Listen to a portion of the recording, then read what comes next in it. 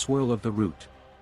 The swirl of the root, Kangen no Yuzu, the vortex of radix, in the English localization, also known as the root, Kangen, radix, in the English localization, the Akashic records, Akashikirikodo, or occasionally, heaven, Sora, is a metaphysical location within the Nasuverse that acts as the force that exists at the top of all theories in every dimension, as well as the source of all events and phenomena in the universe. It is also referred to as the outside of the world, as opposed to the world and the reverse side of the world. Existing outside of time, it stores and archives information of all possibilities and events, past, present, and future, of the world. It is the place from where all souls, including those of heroic spirits recorded on the throne of heroes, originate from and to where they return after death. In Kara no Kyukai, the swirl of the root, or Akashic records, is the name used to pronounce, quoted empty space, equivalent of, which is also referred to as emptiness, Kara. That is part of the title. Although, because the swirl of the root is a name, it automatically can't be said to be the same anymore, since is a space of nothingness that can't even have a name. Reaching the root. The ultimate ambition of the Magi is to reach the root, and many focus their experiments into discovering a path to it. The first magic and fifth magic were the result of reaching the root, while the second, third, and fourth magics were meant as a means to reach it.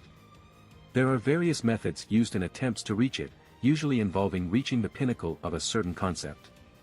There are also methods meant to reach it through manipulating certain systems, such as the Holy Grail War, using heroic spirits returning to the Grail as a way of making a hole to it. Once a root is used, it is closed for good upon becoming established. If one isn't entered, it can be left until someone does claim it, thus closing it off for good. Although magic was a goal for many Magi before the creation of the fifth magic, it is not their ultimate objective. The main goal for Magi remains the root itself, and the truth of the universe that it holds. Seeing the root, touching it, and then managing to understand it will completely erase the meaning of impossible, granting the Magus what some would describe as the capabilities of God. Needless to say, this is impossible for even the most talented Magi. Individuals with a path to the root. Magicians, such as Kistjer Zelrich Schweinorg and Aoko Aozaki, draw their magic directly from the root. Shiki Ryugi's body is directly connected to the root, due to her origin being emptiness. Monica Sajiu's body has been directly connected to the root ever since she was born. Satsuki Kurojiri's unified language acts as a door to the root. By extension, Dust of Osiris should have a connection as well, due to also being a user. Notable attempts to reach the root. Sauren Araya attempted to reach it by using the path to the root that Shiki Ryugi's body presented. Tuko Aozaki studied the human body while aiming to recreate the original human body, under the belief that modern humans could no longer reach the root after becoming too diversified genetically. Norikata Amiya wished to accelerate time to observe the end of the universe and the root that would appear afterwards. Nagato Tosaka, due to his martial arts background, believed that he could reach Akasha by attaining a state of nothingness and enlightenment.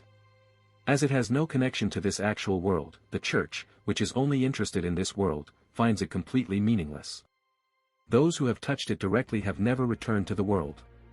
Those who have managed to touch it cease to exist on the spot, as their human souls are either going back to where they came from, becoming absorbed into the root, or something similar.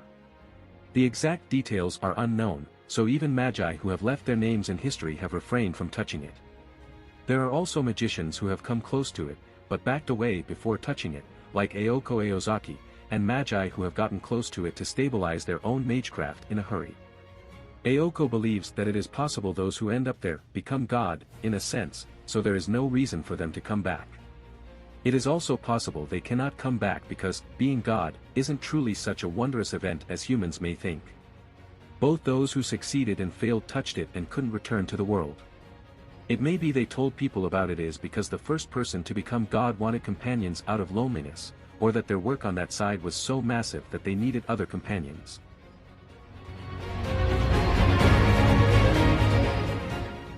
If you like this content, don't forget to like and subscribe. See you later, bye bye.